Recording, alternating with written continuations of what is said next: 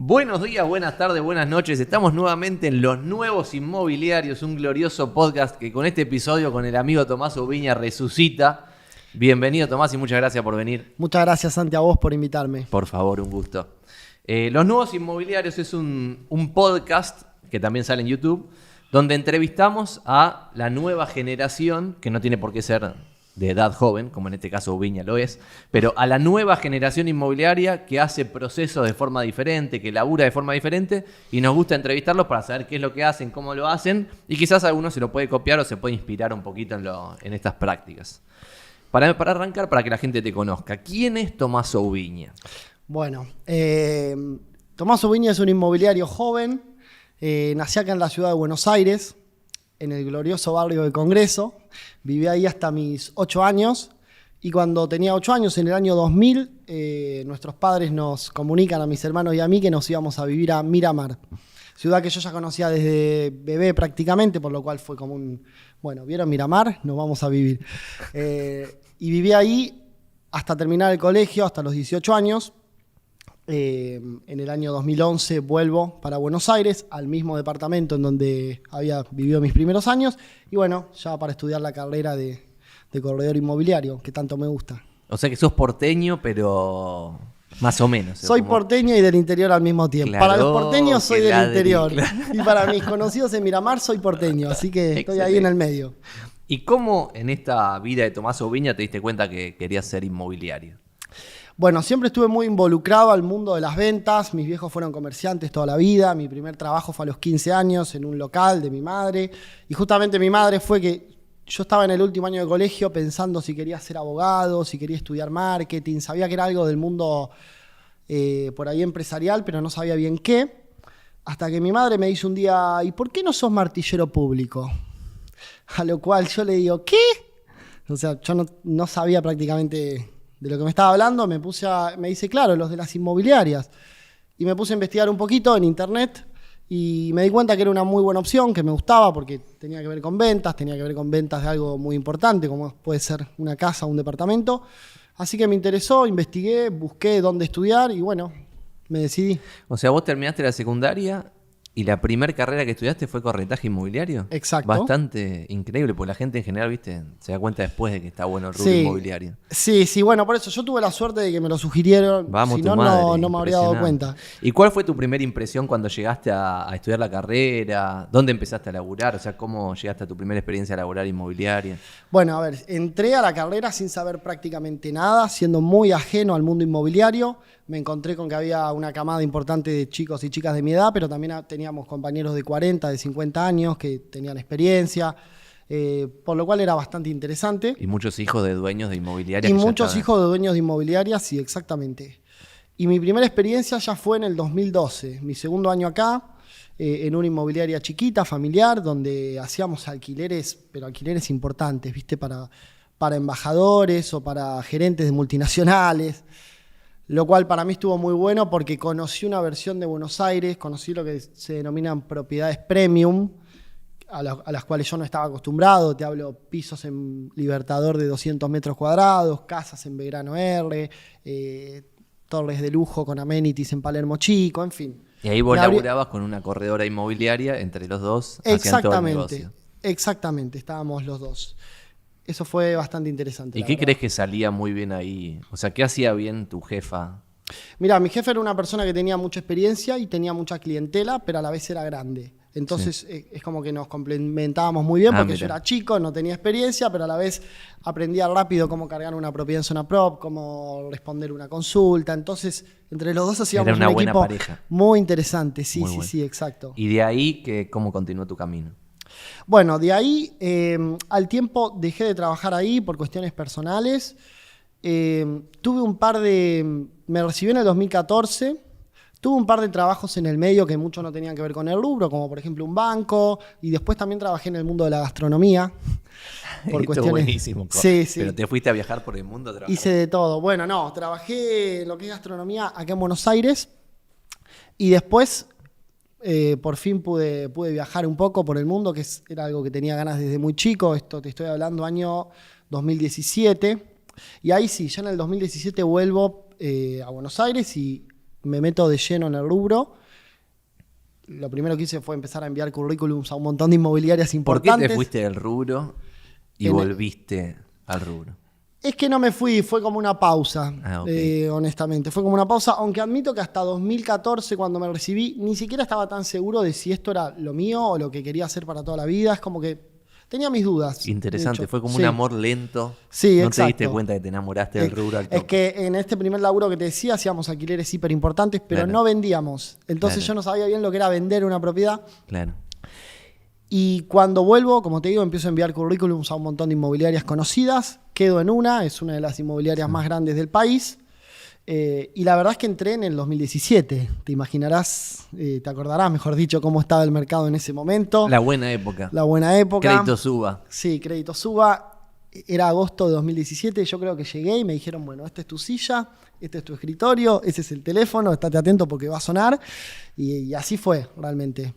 Y sonaba Entonces- lo loco el teléfono. Era un gran momento. Sonaba lo loco al teléfono, sí, exacto. Es una inmobiliaria que vende muchos departamentos usados y también edificios enteros en construcción. Entonces, de la nada tuve que empaparme con el mundo de las construcciones, que tampoco tenía idea.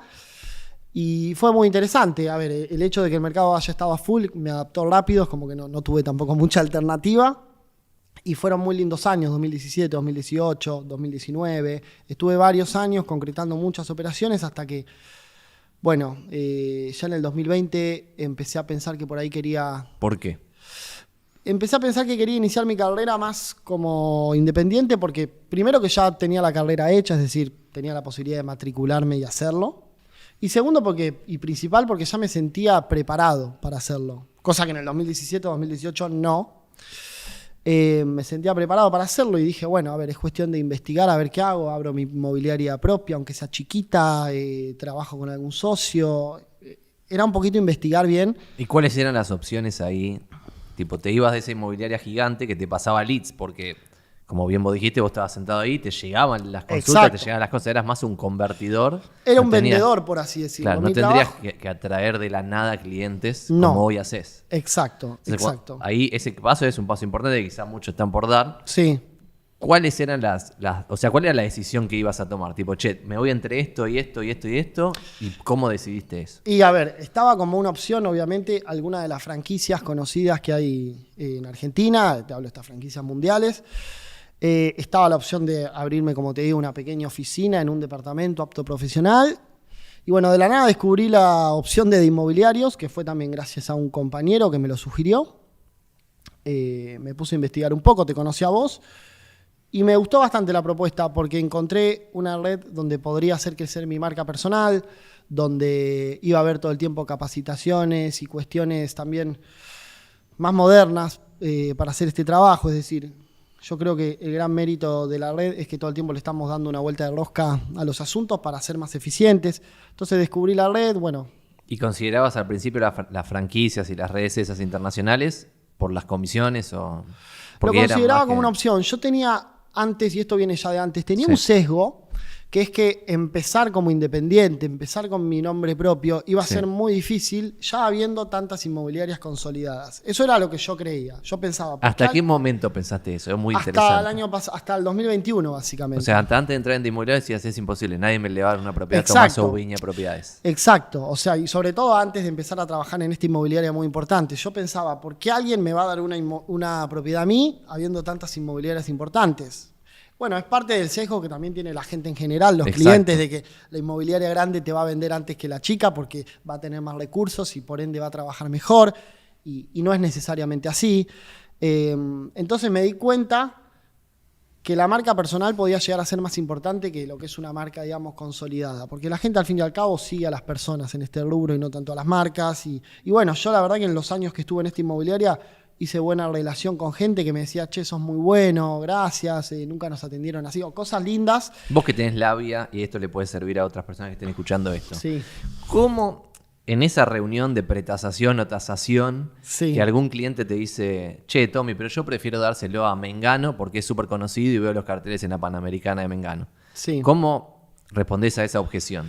A ver, yo siempre lo que les digo es que cuando uno le da una propiedad en venta a una inmobiliaria grande, lo más probable es que esa inmobiliaria tenga una cartera de 1000 o 2000 propiedades, entonces sos uno más dentro de esa cartera gigantesca. Pero te hago el juego como si yo fuese propietario. Sí. Te respondo, no, pero no es que le voy a dar a la inmobiliaria gigante con las 2.000 propiedades, sino que voy a ir con un agente súper específico que solo tiene 10 y que me dijo que me va a dar bola. Dentro de esa inmobiliaria. Exacto. No, bueno, a ver, en ese caso serían condiciones parecidas a las que les ofrezco yo. O sea, yo al propietario le ofrezco un trabajo hiper personalizado. O sea, voy a tasar la propiedad, voy de vuelta para pasarle la tasación por escrito. Si quiere avanzar, voy de vuelta para que me firme la autorización. O sea, trato de dar un servicio bastante integral. Y personalmente yo manejo una cartera de hasta 10 propiedades, entonces las conozco todas de memoria, conozco cada situación de memoria, qué necesita el vendedor.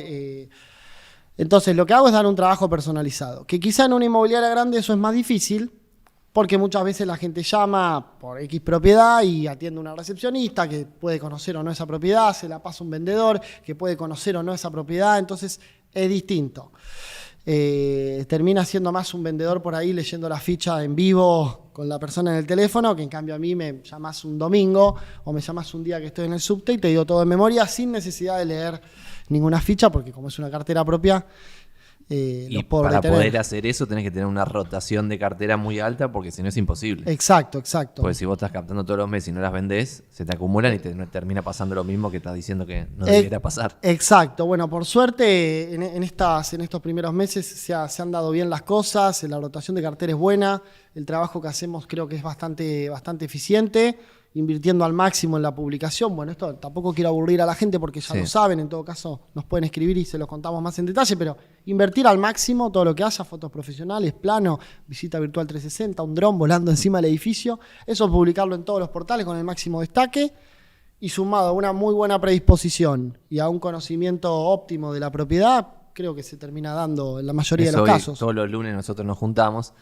y hablábamos eso, de que estábamos poniendo la primera página de muchos barrios y en la primera página de muchos barrios yo pensé que, por ejemplo, los portales inmobiliarios habían sacado el cartelito de video y visita virtual porque estaba scrolleando infinitamente y no me aparecía el cartelito de video ni visita virtual en ninguna propiedad. Sí. Pero no es que sacaron el cartelito, sino que es las primeras 20 de un montón de barrios no tienen video ni visita virtual. Claro, sí. Por lo tanto, vos lo das por sentado, pero es un diferencial Para zarpado. mí, sí, algo que creo es que es incoherente que en el rubro inmobiliario no se invierta lo suficiente para vender una propiedad. O sea, con los montos que se manejan. Claro, decís. exacto, por naturaleza. O sea, si uno tiene un departamento de $200.000 para arriba, me parece incoherente no invertir en hacerle un plano, no invertir en hacerle un amoblamiento virtual, siendo que la ganancia puede llegar a ser muy grande. Exacto. Yo creo que vamos hacia eso, igual es lo que están haciendo afuera y acá siempre, tarde o temprano, terminamos imitando lo que hacen afuera.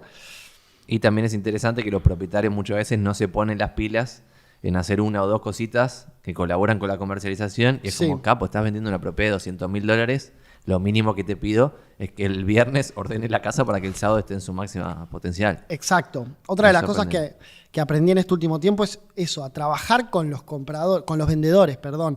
No tanto mirando la propiedad. La propiedad es importante, pero en realidad es más importante el vendedor. ¿Qué significa eso? Eso significa que cualquier propiedad se puede vender, sea linda o fea, grande o chica, esté ubicado en la mejor zona de Buenos Aires o no tanto. Cualquier propiedad se puede vender siempre y cuando esté bien comercializada y a un precio competitivo o a un precio correcto, sobre todo en estos últimos años que el mercado ha estado tan complicado. Entonces, si yo voy a ver una propiedad hermosa, moderna, en Palermo, pero el propietario no quiere vender, ya me lo arranca diciendo con frases como no tengo apuro, no la voy a regalar, yo lo vendí en esto, quiero esto en mano, probablemente no termine trabajando con esa persona, pero porque la persona tampoco probablemente sea vendedora en este contexto. Claro, en cambio, voy a ver una propiedad que por ahí está viejita, tiene humedad o está en un barrio que no es considerado de los mejores, pero la persona sí necesita vender porque tiene una deuda con el banco, porque se va a vivir al exterior o porque se compró un lote y va a construir una casa en un country. Esa persona sí tiene una urgencia y trabajo más con la persona sobre eso, con la persona, exacto. Entonces, una vez que ya avanzamos, una de las cosas que le digo a la persona es, además de ordenar el departamento, que eso es lógico, que saque las fotos personales, es decir, despersonalizar un poco la propiedad para que la gente cuando entra se sienta como en su casa, digamos, se sienta en un lugar neutral. Otra cosa también es, en lo posible, que me dejen la propiedad vacía. Digo lo posible porque si es una persona muy mayor o hay un bebé, es difícil. Pero si es una pareja con un hijo de 10 años, andate al Café Martínez. Les sugiero que se vayan a dar un paseo. Porque de esa manera los posibles compradores van a estar mucho más cómodos para explayarse, para preguntar, para sacarse dudas. E inclusive el propietario va a estar más cómodo, porque entiendo que es una situación medio extraña, que venga gente a ver tu casa y vos estás ahí, que no sabes si comentar, si quedarte en el balcón. Más si el departamento es chiquito, estás ahí molestando. Más si el departamento es chiquito. Entonces, esto tiene que ver con esta pregunta que tengo anotada acá, de por qué crees que estás vendiendo hoy en el peor contexto histórico del rubro inmobiliario. O sea, ¿por qué prosperás en un contexto en que muchos se están fundiendo? sí. Más allá de todo esto que ya explicaste. ¿Qué otra cosa pensás que puede ser una justificación para...? Bueno, tiene que ver con esto, con que estos años en esta inmobiliaria grande me dio un gran entrenamiento, por así decirlo. Uno por ahí estando en el día a día no era consciente, pero al atender tanta gente, mostrar tantas propiedades, tantas mano a mano con los posibles compradores, eso te da mucha práctica. Y cuando me quise dar cuenta era realmente bueno para esto. No el mejor ni tampoco, pero me di cuenta que era bueno y que me podía ir bien. Y eso es interesante. ¿Por qué te diste cuenta que eras bueno? O sea, ¿qué hace a un buen corredor inmobiliario? Pregunta difícil. Qué pregunta. Bueno, además, obviamente, de trabajar con transparencia, con ética, con honestidad, saber bien cómo son los valores de mercado. O sea, yo trato de trabajar en zonas que conozco. Prácticamente trabajo en toda la capital, pero generalmente mis leads, mis contactos vienen en zonas que conozco, donde ya vendí. Entonces me pasa que veo una propiedad y ya enseguida me empiezo a hacer una idea y transmitir seguridad a la gente es muy importante, porque la gente se da cuenta. Si vos sabés, si estás hace mucho, si recién empezaste, hay mucha gente que por ahí está en sus primeros meses y le cuesta horrores. Yo ya consideraba que era bueno por esto que te decía, que me habían hecho comentarios anteriormente, clientes diciéndome, o sea, valorando lo que hacía, también de compañeros y personas en las inmobiliarias donde estuve que me lo decían. Y si tuvieras que empezar ahora de vuelta de cero, abril 2022, tenés que empezar a laburar en el rubro inmobiliario. ¿Qué harías? Haría lo mismo. ¿Lo mismo? Sí. ¿Empezarías con un corredor o una corredora, laburando en un equipo chiquito, que eso te sirva para ir a un equipo más grande y después lanzarte solo? Arrancaría por lo menos un año o quizás 2 en alguna inmobiliaria grande, donde yo no tenga quizás que hacer el proceso de hablar directo con el propietario, claro, ni que captar, ni que tasar, ni nada, sino más bien me dediqué a vender. ¿Vos negociabas en la inmobiliaria grande o te concentrabas en la muestra y después la negociación la hacía otro? No, negociaba hasta cierto punto, obviamente después la reserva la tiene que tomar el corredor, pero sí negociaba el precio, obviamente, sí. Ya lo tanteabas desde antes. Por supuesto. Entonces a la larga vos hacías como gran parte del laburo excepto la captación. Exactamente. Entonces le dirías a una persona que 2 años debiera ir a una inmobiliaria grande a laburar con leads de otro. Esa me parece a mí una gran opción, sí, sin dudas. ¿Y después de esos 2 años? Después de esos 2 años, depende. Si uno ya está, por ejemplo, recibido, como era mi caso, podés lanzarte por tu cuenta, ya sea, como decía hoy, en un localcito chiquito o en alguna red donde puedas trabajar con tu cuenta. O quizá ir a alguna de estas franquicias que también mencionamos, donde las comisiones son más grandes y el trabajo tiene que ver un poco más con lo que hacemos nosotros, claro, más relacional, una cartera un poco más reducida y un trabajo más personalizado. Pero en principio lo mejor creo que es, para quienes están empezando, meterse en una inmobiliaria donde ya esté, digamos, el juego armado y vos seas parte y vayas aprendiendo de a poquito. Porque si no, vos, por ejemplo, empezás... ¿Cuántos años tenés vos ahora? 29. Claro, vos empezás con 29 años, con experiencia laboral en, no sé, bancos o lo que fuese. Te lanzás en el rubro inmobiliario y no sabes ni vender, ni negociar, ni nada. Y vas a pretender captar propiedades. Es muy difícil. Es muy difícil. No digo que sea imposible, obviamente. No, en nuestro caso, por ejemplo, de inmobiliarios, el que más vendió el año pasado, viene ese ejemplo. O sea, es como el contraejemplo de lo que estamos diciendo. No viene del rubro. No, por eso. Quizá también es muy importante formarse, o sea, además de hacer la carrera, obviamente...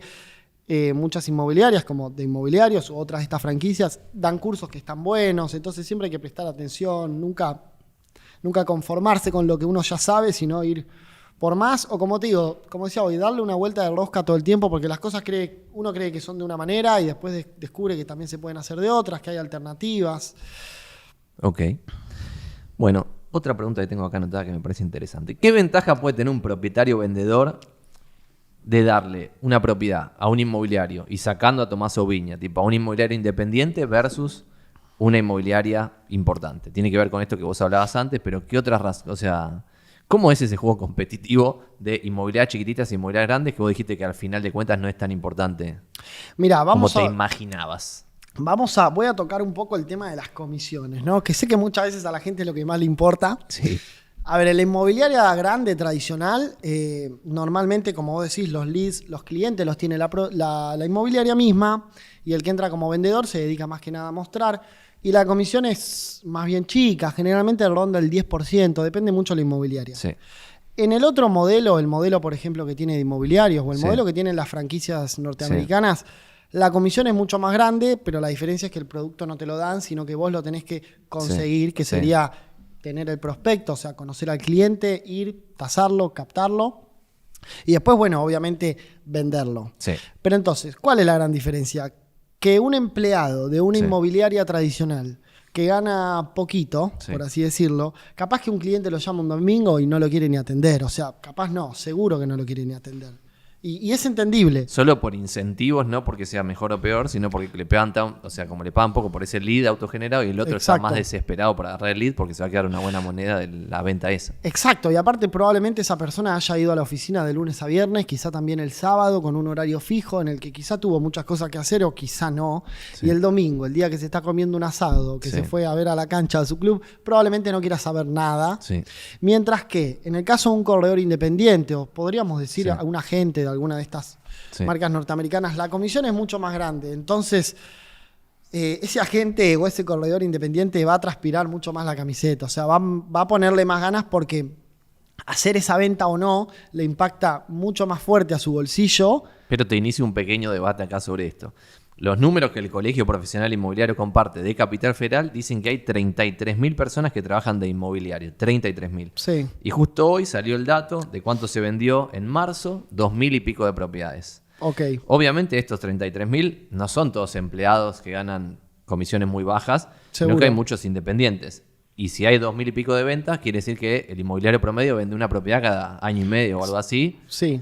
En consecuencia, como que tiene que haber algo más para que a vos te vaya bien y no a otro que hace algo parecido. O sea, que también contesta el domingo a las 2 de la tarde y mientras está comiendo el asado se va a un costado y le da bola al cliente. Sí, sí. O sea, Y ahí tiene que ver un poco con lo que te decía, con la experiencia. Mi experiencia no es tanta respecto a años, pero sí fue bastante intensa. Entonces ese conocimiento hace que pueda ser un poco más eficiente. Básicamente yo las pero te lo estoy llevando a algo más polémico para que me digas, para que te autotire flores. Sí, a pero ver. es como, no cualquiera puede lograr lo mismo que vos, estando Sí. 2 o 3 años en una inmobiliaria tradicional aprendiendo los procesos y después lanzándose solo. Como que tiene que haber algo tuyo que te diferencie de la competencia. Que Y bueno, quizás no lo tenés claro, pero... No, yo creo que tiene que para ver un poco pensarlo. con esto de haber estado involucrado en el mundo comercial Desde desde chiquito. muy pequeño.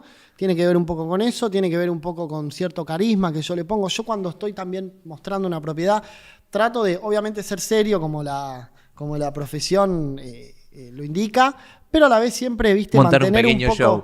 Sí, mantener un poco siempre el sentido del humor, que la persona Sí. se sienta cómoda, viste, que no sienta que está ante una persona rígida o que se sienta cómoda realmente. Entonces, eso creo que también es parte de lo que hace que me vaya bien. Y después, nada, estoy haciendo también mucho contenido en las redes sociales. Eso está bueno. Para que eso lo tengo más adelante. Ah, bueno. Antes de ir a esa pregunta de más adelante. Sí.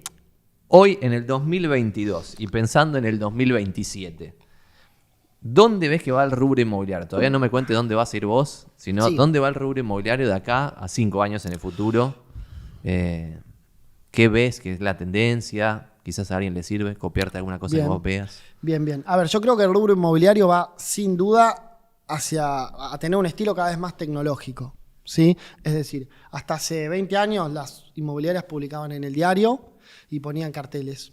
Después llegó el Internet. El Internet básicamente copó todo el mercado inmobiliario. Casi todas las operaciones se hacen a través de Internet, es decir, la gente suele ver los avisos por ese medio.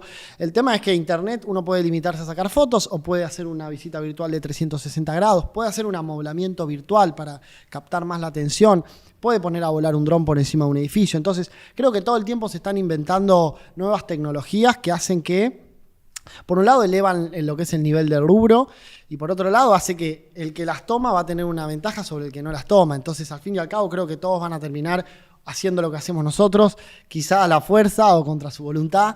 O a la vez, yo creo que el mercado inmobiliario argentino va a hacer lo que haga el mercado inmobiliario norteamericano. Es decir, con el tiempo siempre vamos a imitar esos modelos.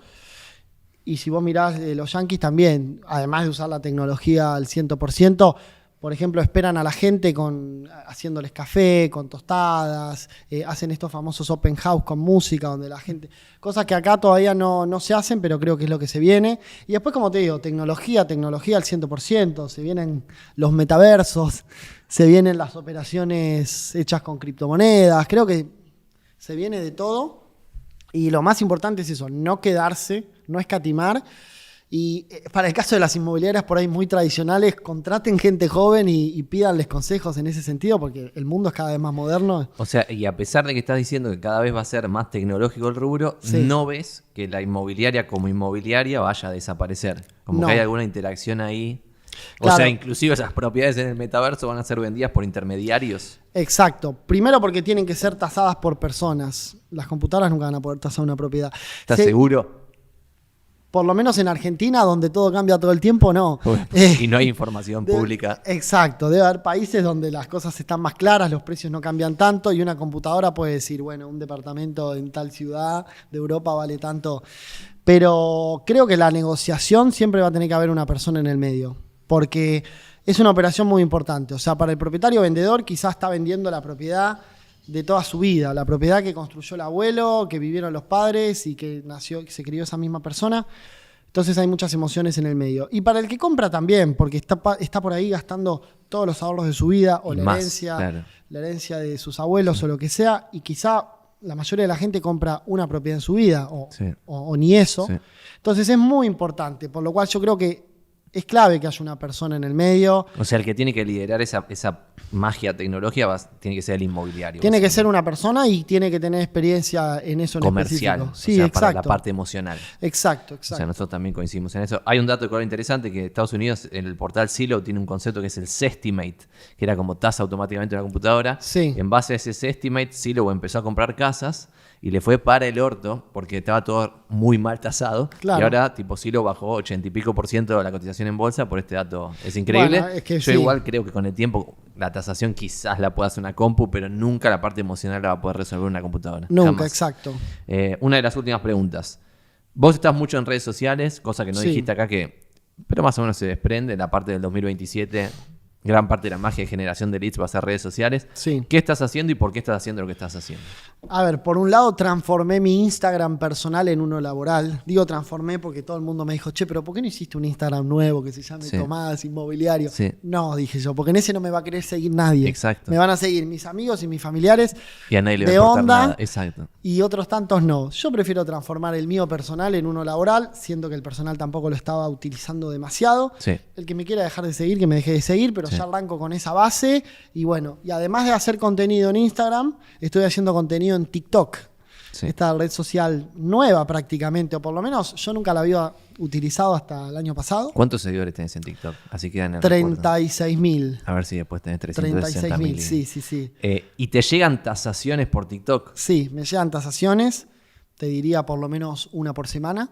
Claro. Y muchas de esas tasaciones a veces son en Buenos Aires, de productos súper vendibles, a veces son en provincia y las puedo referir a algún colega, pero Sí. llegan. Me llegan tasaciones, me llegan pedidos de alquiler, obviamente un montón, me llegan pedidos para comprar, me llegan consultas. O sea, la red social que a vos más te funciona hoy es TikTok, para el negocio Sin dudas. inmobiliario. Sí, Perfecto. sin dudas. ¿Y hacia dónde vas o a dónde querés llegar? Como última pregunta más abierta. Bueno, a ver, lo primero que quiero es crecer personalmente y también poder tener un equipo para no encargarme yo de todo. Es decir, el crecimiento me va a obligar a tener un equipo, sin dudas, por lo menos un pequeño equipo. ¿Hace cuánto tiempo te sumaste a inmobiliarios como Tomás Ubiña Propiedades? Hace un año, en Claro. abril. O sea, igual es poco tiempo para estar solo, Sí. pero ya te sentís capacitado para tener a alguien que te ayude en alguna parte del proceso. Sí, exacto. Y después quiero llegar también a ser un poco, a ser de alguna manera una especie de referente, por lo menos dentro de Buenos Aires, no un referente total, pero que la gente cuando piense en inmobiliaria se pueda ocurrir, bueno, capaz que este chico sabe, es decir, no hay El de tanto... TikTok. Sí, somos muchos en TikTok, pero No que la tantos gente... que tienen seguidores no, de verdad. No, es verdad, pero que la gente empieza a pensar un poco en Tomás Ubiña cuando piensa en inmobiliaria, así como piensan las inmobiliarias tradicionales, las que tienen varias sucursales o las franquicias, también hay gente que pueda pensar en mí. O sea, trato de eso, posicionarme O sea, básicamente. posicionamiento de tu marca que vas a hacer vos como persona. Posicionamiento, E claro. idealmente tener un equipo que te ayude Sí. a manejar esos negocios que van a salir de tu marca. Exacto, y mientras más posicionamiento, más negocios van a surgir, porque un día me va a escribir un colega de Mar del Plata, otro día me va a escribir uno de Córdoba, uno que de hecho hablo ya con colegas de otros lados. Creo que el posicionamiento me va a traer mejores resultados. Muchas gracias, Tomás, por pasar por los nuevos inmobiliarios. Creo que estuvo muy bueno. ¿Querés agregar algo más? No, simplemente que para quienes estén interesados en meterse en este rubro, no lo duden, porque es hermoso. También es muy competitivo. Las dos cosas. Las dos cosas, pero es un rubro muy lindo, así que... Muchas gracias por estar acá, Por Tomás. favor, a vos. Gracias.